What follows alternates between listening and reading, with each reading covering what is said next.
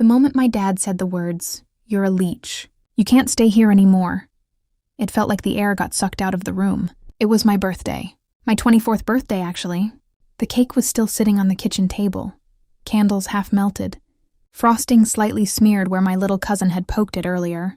I remember standing there with a plastic fork in my hand, staring at him like I'd just heard a stranger say those words. Because honestly, in that moment, he felt like one. And the craziest part? The entire room went silent. My stepmom froze with her wine glass halfway to her mouth. My aunt stopped mid-sentence, and my little cousin slowly backed away from the table like something explosive had just been dropped in the middle of the kitchen. But my dad didn't look embarrassed. He didn't look apologetic. He looked annoyed, like he'd been holding those words in for a long time and finally felt relieved to say them. I remember asking him quietly, "Did you really just call me a leech?" And he didn't hesitate. He nodded and said, "Yes, and I mean it."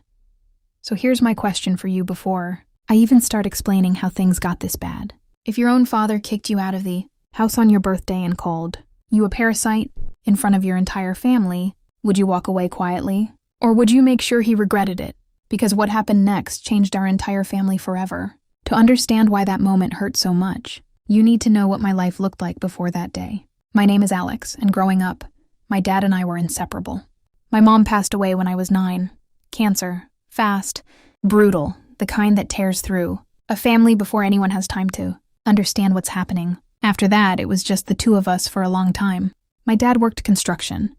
Long, exhausting hours.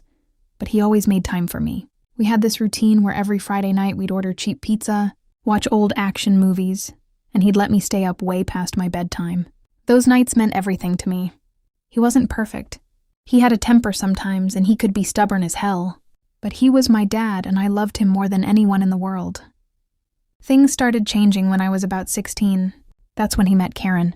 And yes, I know that name sounds like a stereotype, but I swear I'm not exaggerating. Karen was complicated. At first, she seemed nice enough. Friendly, overly polite. The kind of woman who smiled a lot but somehow made you feel like she was evaluating you the entire time. Within a year, she had moved in. Within 2 years, they were married, and that's when the atmosphere in the house started shifting. Karen had 2 kids from a previous marriage, both younger than me. Jake was 14 and constantly glued to video games, and Lily was 12 and already acting like she was auditioning for some reality TV show about teenage drama. Suddenly, our quiet little house became loud, crowded, and tense. Karen didn't like me much, though she never said it outright. Instead, she'd make little comments. "Alex, don't you think you're a bit old to leave dishes in the sink?" Or, "Alex, maybe it's time you start thinking about contributing more." At first, I tried to ignore it. I was still in high school, working a small part-time job at a grocery store. I paid for my own gas, my phone bill, and most of my clothes. But to Karen, it was never enough. And slowly, I started noticing something worse. My dad wasn't defending me anymore. If Karen complained about me, he'd sigh and say something like, "Just help out more, son." It felt like I was slowly losing the dad I used to know. After high school, I went to community college. I wanted to study graphic design. I wasn't exactly rolling in money, so living at home was the only realistic option. I paid rent, $300 a month, which might not sound like much. But at the time, I was juggling classes and working 30 hours a week. Still, Karen kept pushing the narrative that I was freeloading. I'd overhear her talking to my dad in the living room late at night. "He's an adult now. He should be out on his own." And my dad, he wouldn't argue much. Sometimes he'd say, "He's trying." "Karen."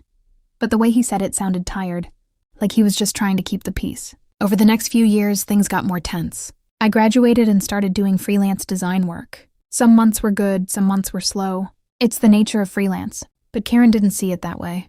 To her, if I wasn't clocking in somewhere 9 to 5, I was lazy. She'd roll her eyes whenever I mentioned a new project. "Another little computer drawing?" she'd say sarcastically. My dad never laughed, but he never shut it down either. Then came the year everything started falling apart. About 6 months before my birthday, my dad got injured at work. A bad fall from scaffolding messed up his back pretty badly. He couldn't work for a while. Medical bills started piling up. Stress levels in the house went through the roof. I tried to help where I could.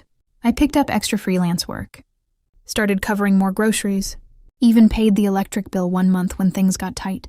But somehow, that effort got twisted into something else entirely. Karen started telling people that I was still living at home without a real job. One day I walked into the kitchen and heard her telling a neighbor, "Honestly, I don't know how long we're going to tolerate it. He's basically a leech." I remember standing there in the hallway, frozen, listening. And what hurt the most wasn't what she said. It was that my dad didn't correct her.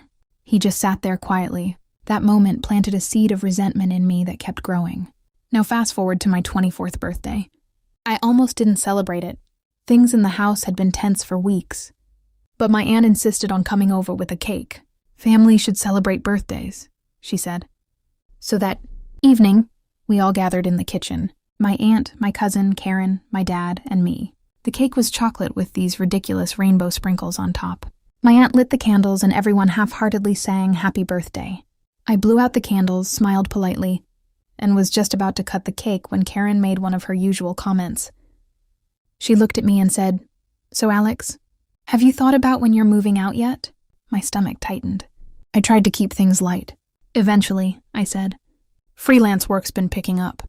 She laughed in that dismissive way she had. "Freelance, right." I felt my face getting hot. But before I could respond, my dad suddenly spoke up. And that's when everything exploded. He slammed his hand on the table and said, "Enough. I'm tired of this." Everyone went silent. Then he looked straight at me and said the words that would change everything. "You're a leech. You can't stay here anymore." I wish I could say I reacted calmly. I didn't. My chest felt like it was caving in. "Are you serious right now?" I asked. He shrugged like it was obvious. "You're 24. Still living here. No real job. That stung like hell." "I pay rent," I said. "I help with bills." Karen snorted quietly, which made everything worse. My dad shook his head. "Not enough. You've had plenty of time." And just like that, my own father kicked me out of the house on my birthday. I grabbed my jacket and left before I said something I'd regret. I drove around for hours that night, trying to figure out how my life had collapsed so quickly. Now here's the part where things take a turn that nobody in my family expected, because what my dad didn't realize in that moment was that kicking me out was about to cause a chain reaction that would hit him a lot harder than he thought. But before I tell you what happened next, I want to pause for a second and ask you something. If you were in my position, humiliated in front of your family, kicked out on your birthday by your own father, what would you do? Would you try to fix the relationship, or would you walk away and let them deal with the consequences? Go ahead and think about that for a moment, because the choice I made that night ended up changing everything. After driving around half the night, I ended up crashing on my friend Marcus's couch. Marcus and I had been friends since high school, and when I told him what happened, he just shook his head and said, "Man, that's messed up." For the next couple days, I tried to focus on work and figuring out my next move, but then something unexpected happened. My aunt called me. She sounded nervous. "Alex, I think you should know something," she said. Apparently, after I left the party that night, things didn't go smoothly at home. My dad had assumed I'd come crawling back the next day. Instead, I didn't call. I didn't text. I didn't show up. And that's when reality started hitting him. See, there were a lot of things I'd been quietly handling around the house that nobody really noticed. The freelance money I contributed, the bills I sometimes covered, the errands I ran. Within 2 weeks, things started unraveling. My dad's medical bills kept piling up. Karen's part-time income wasn't enough. And the extra financial cushion I'd been providing was suddenly gone. But the biggest twist of all, my freelance career started blowing up. One of my design projects got picked up by a bigger client, which led to another and another. Within 3 months, I was making more money than I ever had before. I moved into my own apartment. Nothing fancy, but it was mine. And that's when my dad finally called me. I remember staring at my phone when his name popped up. My heart was pounding. I hadn't spoken to him since the night he kicked me out. When I answered, his voice sounded different. Smaller somehow. "Hey, son," he said quietly. Then there was this long pause before he added, "I think I made a mistake." The conversation that followed was one of the hardest of my life. He admitted that things had gotten worse financially. Karen had been pushing him to make me leave, and he'd snapped under the pressure. But hearing him say that didn't magically fix everything. The damage had already been done. I told him I forgave him, but things couldn't go back to the way they were. Over time, our relationship slowly started rebuilding, though it was never the same. And the irony of it all, The son he called a leech ended up being the one who helped him get back on his feet later. Looking back now, I realized something important. Sometimes the people who doubt you the most are the ones who accidentally push you toward your biggest success. If you made it this far into the story, I'd really like to know what you think. Was my dad wrong for kicking me out like that? Or was it the wake-up call I needed? If you were on my side, go ahead and like this video. And if you enjoy hearing real, dramatic stories like this one, make sure you subscribe so you don't miss the next one. Also, drop a comment below and tell me what you would have done if you were in my situation. Thanks for listening to my story, and I'll see you all in the next one.